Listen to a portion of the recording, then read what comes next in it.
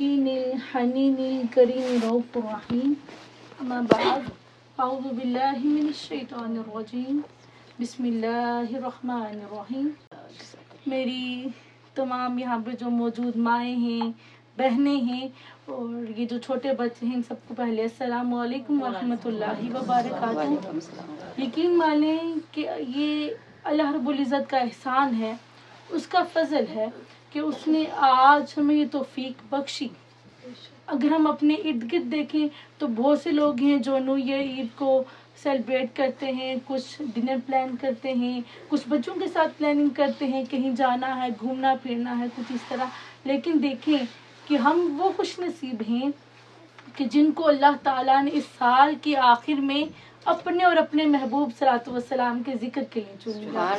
اگر آج ہم اس محفل میں آئے ہیں، ہم سنتے آئے ہیں کہ سرکار کی محفل کو سرکار سجاتے ہیں، آتے ہیں وہی جن کو سرکار بلاتے ہیں. تو ہو سکتا ہے کہ باجی نے کسی ایک کو ایک دفعہ کہا ہو سکتا ہے کسی نے کسی سے سنا تو وہ آیا ہو. یعنی کہ باجی کے بلانے سے کوئی بھی اس محفل میں نہیں آیا. ہم یہاں آئے کیونکہ حضور صلی اللہ علیہ وسلم نے پسند فرمایا اور آپ نے ہمیں اجازت دی، تبھی اس محفل میں ہم آئے ہیں. اور دیکھیں کہ ہر وہ مجلس، ہر وہ محفل جس کا آغاز اور اختتام اللہ رب العزت کے محبوب صلی اللہ علیہ وسلم کے ذکر سے ہو، تو کہتے ہیں کہ جب کل قیامت کا دن ہوگا اور اللہ تعالیٰ ہمارے نامہ اعمال ہم سب کے سامنے کھول دے گا، جب ہم اس کو دیکھیں گے تو ہم شرمندہ بھی ہوں گے کہ ہمارے پاس کتنے موقع تھے جو ہم نے چھوڑ دیے. لیکن جب ان محافلوں کو، ان گیدرنگز کو ہم دیکھیں گے تو ہم شکر کریں گے. ہم رب تعالیٰ کا شکر ادا کریں گے کہ مولا تیرا شکر ہے کہ تو نے ہمیں ان محفلوں کے لیے چن لیا، ہماری زبان کو اپنے اور اپنے رسول کے ذکر کے لیے چن لیا. تو یہ توفیق ہم سب کو جو ملی ہے وہ اللہ رب العزت کے محبوب صلی اللہ علیہ وسلم کے اذن سے ملی ہے. یہ نیا سال ہے، اسی ٹاپک کو لے کے چلوں گی کہ سال نو، ایک نیا سال آنے والا ہے. ہم نے پچھلا سال گزار دیا ہے. اگر دیکھا جائے تو ہر سوسائٹی، ہر کلچر ڈفرینٹ انداز سے اس کو سیلیبریٹ کرتی ہیں، لیکن اولیاء کرام، صوفیاء کرام اور صالحین اس کو کیسے سیلیبریٹ کرتے تھے، آئیں ہم چل کر ان کو دیکھتے بھی ہیں کہ ان کی سوچ کیسی تھی، وہ کس طرح سیلیبریٹ کرتے تھے. ان کی سیلیبریشن حقیقت میں غور و فکر تھا، ایک ریفلیکٹ تھا کہ ہم نے پچھلے پورے سال میں کیا ہمارے اخلاق میں بہتری آئی، ہمارے اعمال صالحہ میں بہتری آئی، کیا ہم نے اپنا ٹوٹا تعلق حضور صلی اللہ علیہ وسلم کی ذات سے جوڑا، کیا ہم نے یہ محبت، یہ عقیدت اپنی اگلی نسلوں میں ٹرانسفر کی یا نہیں کی. تو اس سال کے آخر میں کیا ہے کہ ہم نے سوچنا ہے. اور کہتے ہیں کہ اولیاء کرام، ان کا حادثہ کیا ہوتا، وہ کہتے ہیں کہ اگر زندگی کا ایک لمحہ، جو بھی ایک سیکنڈ گزرا، ایک لمحہ بھی اگر ہم بغیر کچھ ارن کیے، بغیر کچھ نیکی کمائے گزار دیتے ہیں تو اس میں بھی ہمارا خسارہ ہے، وہ لاس ہے. اللہ رب العزت نے قرآن پاک میں فرمایا کہ والعصر، قسم ہے زمانے کی. زمانہ کون سا؟ جو چلا آنا ہے. کتنی صدیاں گزر گئی ہیں اور قیامت تک کتنی صدیاں آنی ہیں. اور پھر رب تعالیٰ نے ساتھ کیا فرمایا کہ ان الانسان لفی خسر، کہ بے شک انسان ہی خسارے میں ہے. تو اگر ہم دیکھیں تو دو چیزیں ہیں، ایک انسان، وہ بھی انسان کون سا جو خسارے میں ہے، اور دوسرا زمانہ، وہ زمانہ جو چلتا جا رہا ہے. تو حضور سید شیخ الاسلام نے جب اس آیت مبارکہ کی تفسیر کی تو آپ نے فرمایا کہ زمانہ رواں ہے، اس نے چلتے جانا ہے، اور جو ہماری عمر بیت چکی ہے، گزر چکی ہے، وہ عمر رفتہ ہے جو گزر چکی ہے. تو کیا اگر ہم آج کل دنیا میں جب ہم بزنس کرتے ہیں تو ہمارے بزنس میں وہ حصہ جس میں ہم نے زیادہ نہیں کمایا تو وہ ہم اسے کہتے ہیں نقصان ہوا، ہم خسارے میں ہیں یا لاس ہوا. تو اسی طرح زندگی کے جو پچھلے سال ہم نے گزار دیے، چاہے وہ 30 سے 35 سے 25 ہیں، ہو سکتا ہے کسی کے 40 یا 50 سال بھی گزر چکے ہوں، تو ہم نے آج یہ سوچنا ہے، جب ہم یہاں سے پلٹیں تو سونے سے پہلے ہم نے یہ سوچنا ہے کیا وہ میرے جو گزرے ہوئے سال ہیں، کیا میری عمر اتنی ہی مزید رب مجھے دے گا؟ کیا اگلا سال ہمیں نہیں پتا کہ جب دوبارہ یہ گیدرنگ ہوگی تو ہم میں سے کون کون اس میں موجود ہوگا. یہاں تک کہا جاتا ہے کہ ہمیں اپنی اگلی سانس کا علم نہیں، ہمیں نہیں پتا کہ جو سانس رب نے ہمیں عطا کی جب وہ چاہے ہم سے لے لے گا. تو کیا جو ہم نے پچھلا عرصہ گزار دیا، اگر ہم نے اس میں نیکیاں کی ہیں، اگر ہمارا دل مطمئن ہے کہ ہاں میں نے اچھے اعمال کیے ہیں، میں نے اپنے اخلاق کو درست کیا ہے، تو پھر ہم خسارے میں نہیں۔ لیکن اگر ہمارا دل بتاتا ہے کہ ہاں تم نے غلطیاں کی ہیں، تم نے لوگوں کے دل دکھائے ہیں، تم نے لوگوں کو تکلیف یا مشقت میں ڈالا ہے، تم نے اپنے رب کے حضور عبادت اس طرح نہیں کی جس طرح اس کا حق ہے، تم نے اپنے دل کا تعلق حضور صلی اللہ علیہ وسلم سے نہیں جوڑا، تو میری ماں اور بہنوں، یہ ہم سب کا خسارہ ہے کہ ہم نے زندگی کا بہت سارا وقت گزار دیا ہے اور ہمارے پاس بہت تھوڑا وقت رہ گیا ہے۔ ہمارے پاس ایک ہوپ ہے، ایک امید ہے کہ ہم بدلنا چاہیں تو ہم اپنی زندگی کے جو کچھ سال رہتے ہیں ہم ان کو بدل سکتے ہیں۔ دیکھیں کہ بہت سارے صحابہ کرام ایسے تھے کہ جنہوں نے جب اسلام قبول کیا، اسلام کے دائرے میں داخل ہوئے، ان کی نمازیں نہیں تھی، انہیں طہارت کا علم نہیں تھا، لیکن کیا کہ ان کے دل میں حضور کی محبت تھی، ان کا خاتمہ ایمان پر تھا، تو رب نے وہ ایک دن، ایک کافر ایک مرتبہ جنگ میں آیا تو اس نے حضور صلی اللہ علیہ وسلم کے خلاف جنگ میں حصہ لیا، تو جب اس کی نظر حضور صلی اللہ علیہ وسلم کے چہرے پہ پڑی تو کہتے ہیں کہ اس کے ہاتھ سے تلوار گر گئی۔ تو ڈاکٹر صاحب کہتے ہیں یہاں پر کہ وہ دل کا گائل ہوا، اس کا دل شہید ہو گیا، اور جب اس نے دیکھا اور پوچھا کہ یہ کون ہے تو لوگوں نے کہا کہ یہ محمد مصطفیٰ صلی اللہ علیہ وآلہ وسلم ہے۔ تو جب اس نے حضور کے چہرے کو دیکھا اس کا دل گائل ہو گیا، اس کے ہاتھ سے تلوار چھوٹی اور وہ حضور کے قدمین میں آ کے بیٹھ گیا اور عرض کرنے لگا کہ یا رسول اللہ صلی اللہ علیہ وآلہ وسلم، اگر میں آپ کا کلمہ پڑھ لوں تو مجھے کیا ملے گا؟ تو حضور صلی اللہ علیہ وسلم نے جب اسے کلمہ پڑھایا اور کہا کہ رب تجھے جنت عطا کرے گا، تو کہتے ہیں کہ ابھی وہ شخص زمین سے اٹھا تھا، اس کا پاؤں پھسلا، وہ گرا اور وہ شہید ہو گیا۔ تو ڈاکٹر صاحب کہتے ہیں کہ اگر وہ کلمہ ادا کرنے سے پہلے، حضور کی بارگاہ میں آنے سے پہلے گرتا تو وہ مر جاتا۔ اب کیا تھا کہ اس کے دل میں حضور کی محبت آ گئی تھی، وہ حسین چہرہ، وہ حسین زلفیں اس کی آنکھوں میں سج چکی تھی۔ تو جب اس نے ان کو دیکھا تو کیا ہوا، اس کے منہ سے جو کلمہ نکلا، ڈاکٹر صاحب کہتے ہیں کہ اگر ہو سکتا ہے کہ اس نے ایک دفعہ کلمہ پڑھا ہے نا، تو ایک دفعہ پڑھنے سے کلمہ یاد نہیں رہتا، تو کہتے ہیں کہ ہو سکتا ہے کہ اسے کلمہ بھی نہ یاد رہتا، لیکن کیا تھا کہ اس کا دل بدل چکا تھا، اس نے نیت خالص کر لی تھی، وہ پھسلا، وہ گرا، کیا ہوا، وہ مرا نہیں، وہ شہید ہو گیا۔ تو دیکھیں کہ مرنے سے شہادت کا جو اس کے درمیان ایک نقطہ تھا، وہ کیا تھا، وہ نقطہ نیت تھی، وہ محبت رسول صلی اللہ علیہ وآلہ وسلم تھی۔ اور پھر دیکھیں کہ ساتھ ہی اللہ رب العزت نے یہ بھی فرما دیا کہ اِلَّا الَّذِينَ آمَنُوا، کہ سوائے ان لوگوں کے جو ایمان لے کر آئے، وَعَمِلُوا الصَّالِحَاتِ، وہ لوگ جنہوں نے نیک عمل کیے، وَتَوَاصَوْا بِالْحَقِّ، اور وہ لوگ جنہوں نے نیکی کی، حق کی نصیحت کی، وَتَوَاصَوْا بِالصَّبْرِ، اور وہ لوگ جنہوں نے صبر کیا۔ تو دیکھیں اللہ رب العزت نے پہلے بتایا کہ کچھ لوگ ہیں جو خسارے میں ہیں، اور پھر ساتھ ہی بتا دیا کہ یہ وہ 4 لوگ ہیں جو خسارے سے پاک ہیں۔ کون؟ کہ وہ لوگ جو ایمان لے کر آئے۔ اب ایمان میں یہاں سے مراد کیا ہے؟ حضور صلی اللہ علیہ وسلم کی محبت ہے، کہ اگر ایمان جو پھوٹتا ہے وہ پھوٹتا ہی حضور کی محبت سے ہے۔ جس طرح ایک درخت جب ہم لگاتے ہیں تو ہم کوئی پورا پھل، ثابت آم یا سیب لے کر نہیں زمین میں گاڑتے، ہم بیج لگا سکتے ہیں یا گٹلی لگا سکتے ہیں یا کوئی ایسی شاخ جو جڑ والی ہو۔ تو کہتے ہیں کہ یہی دین محمدی میں جو جڑ ہے، وہ جو روٹ ہے یا وہ سیڈ ہے، وہ کیا ہے؟ وہ حضور صلی اللہ علیہ وسلم کی محبت ہے۔ اور پھر اب خود فرماتا ہے کہ ہر وہ عمل جو میرے محبوب کی محبت کے بغیر ہوگا، کل قیامت کے دن میں وہ تمہارے منہ پہ مار دوں گا۔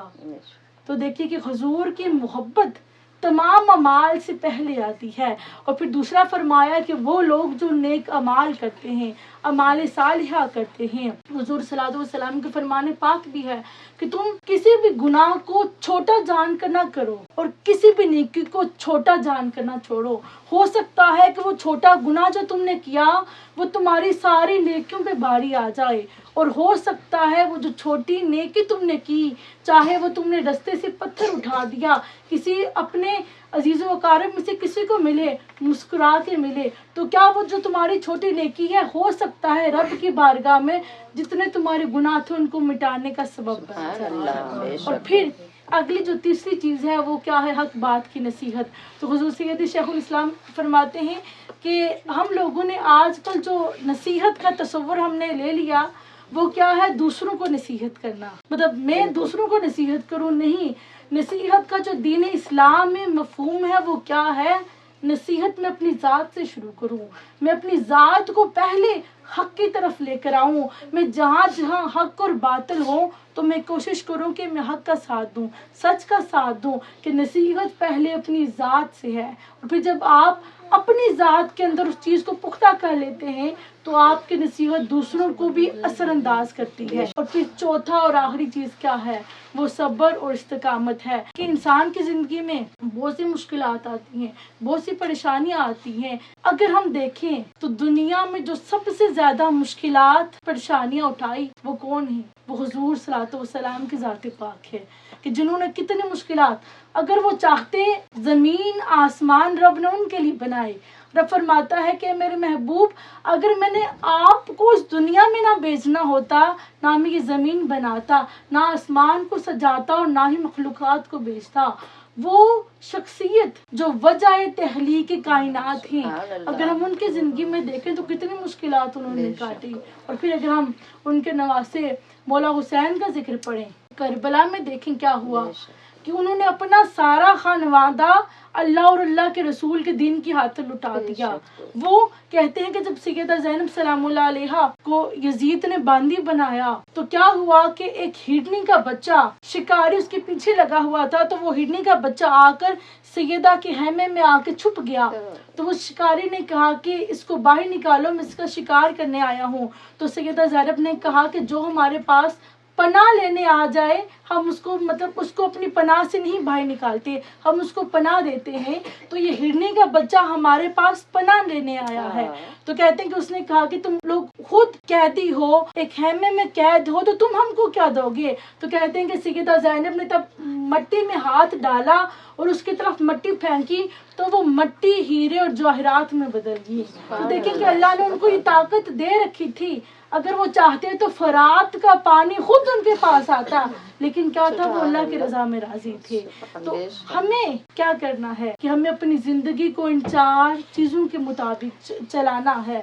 اور پھر اگر کسی انسان کی زندگی کی گاڑی جو ہے وہ ان 4 پہیوں پر چل جائے، یعنی کہ اس کے دل میں حضور کی محبت بھی آ جائے، حضور کی آل کی محبت بھی آ جائے، حضور کے اصحاب کی محبت بھی آ جائے، اولیاء کرام و صالحین کی محبت بھی آ جائے، پھر اعمال بھی صالح ہو جائیں، اللہ کا ہم شکر ادا کرنے والے بن جائیں، صبر کریں اور پھر خود کو پہلے درست کرنے کی کوشش کریں، تو اگر یہ 4 چیزیں ایک انسان میں آ جائیں تو وہ انسان خسارے سے بچ جاتا ہے۔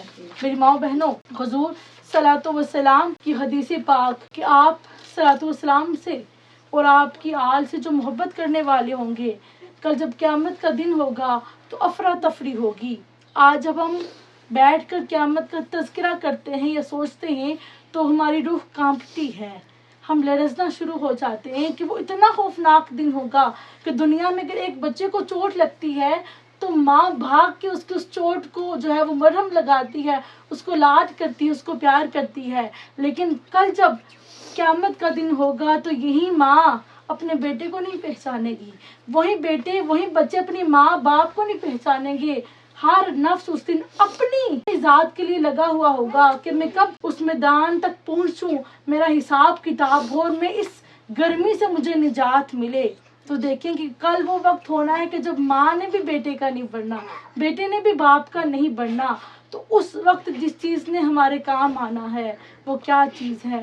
وہ حضور صلی اللہ علیہ وسلم کی محبت ہے، وہ حضور کی آل کی محبت ہے، کہ صحابہ کرام کی مجلس میں ایک مرتبہ حضور صلی اللہ علیہ وسلم بیٹھے ہوئے تھے، اور حضور صلی اللہ علیہ وسلم سے صحابہ کرام نے جب یہ احوال سنے تو پوچھا کہ یا رسول اللہ صلی اللہ علیہ وآلہ وسلم، کیا اس دن بھی کچھ لوگ مطلب سکون کے ساتھ ہوں گے، آرام سے ہوں گے؟ تو حضور صلی اللہ علیہ وسلم نے فرمایا کہ ہاں، میدان حشر میں بھی ایک دسترخوان لگا ہوگا جہاں پر ہر قسم کا کھانا ہوگا، اس دسترخوان کی صدارت حضور صلی اللہ علیہ وسلم فرمائیں گے، حضور کی آل، ہماری امہات المومنین وہاں پر موجود ہوں گی، حضور کے اصحاب وہاں ہوں گے، اور جتنے بھی لوگ حضور صلی اللہ علیہ وسلم اور حضور کی آل سے محبت کرنے والے ہوں گے وہ بھی اس جگہ پر موجود ہوں گے۔ اور آپ نے فرمایا کہ یہ وہ لوگ ہوں گے جو بڑے سکون کے ساتھ وہاں پر کھانے سے لطف اندوز ہو رہے ہوں گے، انہیں اس بات کی نہ کوئی فکر ہوگی، نہ تنگی ہوگی کہ وقت جا رہا ہے، گرمی کی شدت بڑھ رہی ہے۔ یہ وہ لوگ ہوں گے کہ جو اللہ اور اس کے رسول کی رحمت کے حصار میں آ جائیں گے۔ تو دیکھیں کہ یہ محبت کتنی خاص ہے کہ جو اس وقت بھی انسان کو راحت اور سکون پہنچاتی ہے۔ اور یقین مانے کہ جب اس محفل میں نے بچوں کو دیکھا تو مجھے خوشی ہوئی کہ جب بھی آپ ذکر کے لیے جائیں، کسی اچھی بات سیکھنے کے لیے جائیں تو اپنے بچوں کو لے کر ضرور جائیں۔ اب اس سے کیا ہوگا کہ ہو سکتا ہے 2-3 دفعہ بچوں نے تو انہوں نے آپ کو تنگ ضرور کرنا ہے، یہ بچوں کی عادت ہے، لیکن کیا ہوگا کہ آہستہ آہستہ وہ چیز جب ان کو سمجھ میں آنا شروع ہو جائے گی تو وہ آپ دیکھیں گے کہ 3 یا 4 سال بعد وہ بچے بڑے سکون کے ساتھ اس محفل میں بیٹھیں گے، ان کا بھی دل کرے گا کہ جس طرح میں نے دیکھا 2 چھوٹے چھوٹے بچے آ کر یہاں پڑھتے ہیں تو اسی طرح ان کا وہ جو ایک جھجک ہے وہ ختم ہو جائے گی، ان کے دل میں بھی جو ہے وہ یہ شوق اور یہ محبت بڑھے گی۔ ہم جب شادی بیاہ پہ جاتے ہیں تو موسٹلی بچوں کو لے جاتے ہیں، لیکن جب اللہ اور رسول کی بات آتی ہے تب ہم کہتے ہیں کہ وہ بچے ہمیں تنگ کرتے ہیں، اور یقیناً بچے تنگ کرتے ہیں، لیکن کیا کہ بچوں کی ڈیولپمنٹ ایسے ہونی ہے۔ اگر ہم بچوں کو لے کر آئیں گے تھوڑی سی ہمیں مشقت ہوگی، لیکن کیا ہے کہ ان کی کل کی زندگی سنور جائے گی۔ اور پھر کیا ہوگا کہ ماں کے قدموں تلے حضور صلی اللہ علیہ وسلم نے فرمایا جنت ہے، تو اس سے مراد صرف یہ نہیں کہ ماں کا ادب ہے، ضرور ہے، لیکن ماں کی تربیت پہ بھی سوال آتا ہے کہ وہ اپنے بچوں کی ایسی تربیت کرے کہ وہ بچے اس جنت کے حقدار ٹھہر جائیں۔ اور اگر آج ہم یہاں پر ہم نے پڑھا، ہم نے سمجھا، ہم نے سیکھا اور ہم نے وہ آگے اپنی نسلوں تک نہیں پہنچایا تو یقین مانے کہ ہو سکتا ہے، اللہ نہ کرے، کہ ہماری نسلوں میں سے کچھ ایسے لوگ بھی آ جائیں کہ جو اللہ اور اس کے رسول کے احکامات کے منافی کام کریں، تو کیا ہوگا کہ ان کا وہ جو عمل ہے اس کا بھی ہمیں حساب دینا پڑے گا۔ جس طرح آج اگر کوئی فوت ہو جاتا ہے اس کے گھر والے اس کے پیچھے جو ہے وہ اصال ثواب کرتے ہیں تو وہ روحیں خوش ہوتی ہیں کہ میرے پیچھے مطلب وہ بندے جو ہیں وہ بھی جو ہیں وہ صدقہ جاریہ ہیں۔ تو سوچیں اگر وہی بندے غلط راہ اختیار کر لیں تو ان کے اس غلط راہ کے اختیار کرنے کا بھی سوال ہم سے ہوگا۔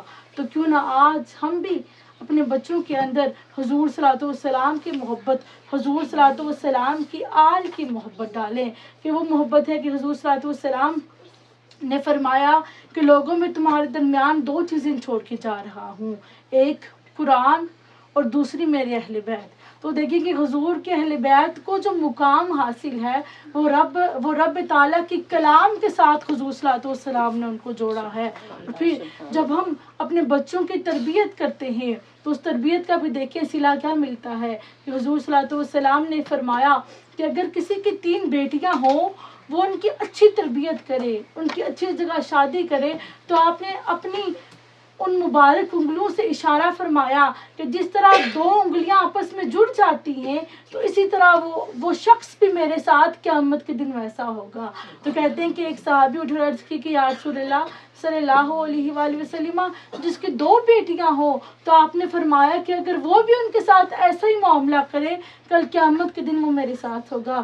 پھر ایک صحابی اٹھتے ہیں اور وہ عرض کرتے ہیں کہ یا رسول اللہ جس کی 1 بیٹی ہو تو آپ نے فرمایا کہ اگر وہ بھی اس کی اچھی تربیت کرتا ہے، اس کی اچھی جگہ شادی کرتا ہے تو وہ بھی کل قیامت کے دن میرے ساتھ ہوگا۔ تو دیکھیں کہ جب رب نے ہمیں نعمتیں اور رحمتیں عطا کی ہیں ان کی پوچھ گچھ بھی ہونی ہے، لیکن اگر ہم اپنی تربیت میں کامیاب ہو گئے تو کل کو ہمیں بھی وہ رتبہ مل جانا ہے کہ ہم بھی قیامت کے دن حضور صلی اللہ علیہ وسلم کی آل کے محبین میں اس دسترخوان پہ بیٹھے ہوں گے. اور یقین مانے کہ اگر ہمیں اس دن اس پہ جگہ مل گئی تو ہماری آخرت سنور گئی, کیونکہ حضور صلی اللہ علیہ وسلم کی ذات شافی ہے. رب فرمائے گا کہ محبوب آپ سجدے سے سر اٹھائیں. جب کل قیامت کا دن ہوگا تو حضور صلی اللہ علیہ وسلم سجدے سے سر نہیں اٹھائیں گے, تو اللہ تعالیٰ فرمائے گا کہ محبوب جتنے بھی لوگ جنت میں جانے والے تھے اعمال کے مطابق میں نے انہیں بھیج دیا. تو حضور صلی اللہ علیہ وسلم فرمائیں گے کہ یا اللہ ابھی بھی کچھ ایسے ہیں کہ جن کے تھوڑے سے اعمال بہتر تھے. تو اللہ تعالیٰ فرمائیں گے کہ اے محبوب آپ جائیں اور ان کو جہنم سے نکال کر لے آئیں. تو حضور صلی اللہ علیہ وسلم جائیں گے اور ان سب کو نکال کے لے کر آ جائیں گے. پھر کیا ہوگا؟ پھر حضور صلی اللہ علیہ وسلم سجدے میں گر جائیں گے. پھر رب تعالیٰ پوچھے گا کہ محبوب ابھی بھی کچھ رہتا ہے؟ تو حضور صلی اللہ علیہ وسلم فرمائیں گے کہ یا اللہ کچھ ایسے بھی لوگ ہیں کہ جو صرف دل سے بھی میرے اوپر ایمان لے کر آئے تھے. تو اللہ تعالیٰ فرمائے گا کہ محبوب جائیں, جا کر ان کو بھی جہنم سے نکال کے لے آئیں. تو حضور ان لوگوں کو بھی لے کر آ جائیں گے. پھر حضور تیسری مرتبہ سجدے میں جھکیں گے. پھر رب پوچھے گا کہ محبوب ابھی بھی کچھ بچتا ہے؟ تو حضور فرمائیں گے کہ یا اللہ کچھ ایسے بھی لوگ تھے جنہوں نے صرف زبان سے بھی میرا کلمہ پڑھا تھا. تو اللہ تعالیٰ فرمائیں گے کہ محبوب جا ان کو بھی لے آ. حضور ان کو بھی لے آئیں گے. پھر چوتھی مرتبہ حدیث پاک میں آتا ہے حضور پھر سجدے میں گر جائیں گے. پھر آپ پوچھے گا کہ اب کیا بچتا ہے میرے محبوب؟ تو حضور فرمائیں گے کہ یا اللہ کچھ ایسے بھی لوگ ہیں کہ جن کے دل میں ایک رائی کے ذرے کے برابر بھی ایمان تھا. میرا یہ دل نہیں چاہتا کہ وہ بھی آگ کی جہنم کی آگ میں جھلسیں. تو رب فرمائے گا کہ محبوب جا ان سب کو بھی لے کر آ جا. تو دیکھیں کہ حضور کی ذات کیسی ہے کہ وہ اپنے امتیوں کو جہنم کی آگ میں جھلسنا پسند نہیں کرتی. اور ہمارے کردار کیسے ہیں؟ نعرہ تکبیر, نعرہ رسالت, نعرہ حیدری. کہ ہمارے اخلاق کیسے ہیں, ہمارا کردار کیسا ہے, کیا حضور ہم سے راضی ہیں؟ تو آئیں آج ہم اسی سوال کے ساتھ واپس پلٹتے ہیں. حضور کے آپ سے راضی ہیں؟ اگر ہمیں اس سوال کا جواب دینا پڑ گیا تو میری ماں بہنوں یقین مانیں ہم شرمندہ ہو سکتے کہ ہمارے اخلاق گر چکے ہیں, ہمارے کردار گر چکے ہیں. دوسروں کے لیے تکلیفیں پیدا کرنا آج کے دور کی عورت کی پسندیدہ مشغل بن گئی ہے. آج کل ہم یہ نہیں چاہتے کہ دوسرا جس طرح ہم رہے ہیں ہم نہیں چاہیں گے کہ دوسرا جو ہے وہ بہتر ہو. ہماری کوشش ہوگی کہ نہیں اس کو زیادہ تکلیف دوں. یہ انسان کے اندر حسد ایسا آ گیا ہے. تو آئیں آج ہم اس نیت کے ساتھ اس مجلس سے پلٹتے ہیں کہ یا رسول اللہ صلی اللہ علیہ وآلہ وسلم, آج ہم یہ عہد کرتے ہیں کہ ہم کوشش کریں گے کہ ہم اپنے اخلاق کو سنوار لیں, ہم اپنے اخلاق کو بہتر بنا لیں. جب دوسروں سے ملیں مسکرا کے ملے, یہ حضور کی سنت ہے. دوسروں کے لیے آسانیاں پیدا کریں. کیوں؟ حضور صلی اللہ علیہ وسلم کے فرمان پاک ہے, اسی پہ میں اینڈ بھی کروں گی کہ رب حضور صلی اللہ علیہ وسلم نے فرمایا کہ اگر کوئی ایک انسان دنیا میں اپنے کسی مومن بہن یا بھائی کے لیے آسانی پیدا کرتا ہے تو اللہ تعالیٰ دنیا میں اس کے لیے اس ایک آسانی کے باعث 10 آسانیاں پیدا فرماتا ہے. اور پھر فرمایا کہ صرف دنیا میں نہیں کہ مومن کی ہر عمل کا اجر دنیا میں بھی ہے اور آخرت میں بھی ہے. تو فرمایا کہ پھر اللہ تعالیٰ قیامت کے دن اس کی ایک آسانی کی وجہ سے قیامت کے دن بھی اس کے لیے آسانیاں پیدا فرمایا. تو آئیں ہم بھی اپنی ذات کو ایسا بنا لیتے ہیں جو دوسروں کے لیے آسانی کا باعث بنے, تکلیف یا تنگی کا باعث نہ بنے. دوسروں کے لیے خوشیاں, ہر کسی کی خوشی میں خوش ہوں, ہر کسی کے غم میں آپ کا دل بھی غمگین ہو. دیکھیں کہ امت محمدیہ کی نشانی بھی یہی ہے کہ جب کسی کے غم کو دیکھے تو اس کو وہ اپنا غم محسوس ہو, کسی کی خوشی کو دیکھے تو اس کو اپنی خوشی محسوس ہو. اپنی زبانوں کو حضور صلی اللہ علیہ وسلم کے ذکر سے تر کر لیں.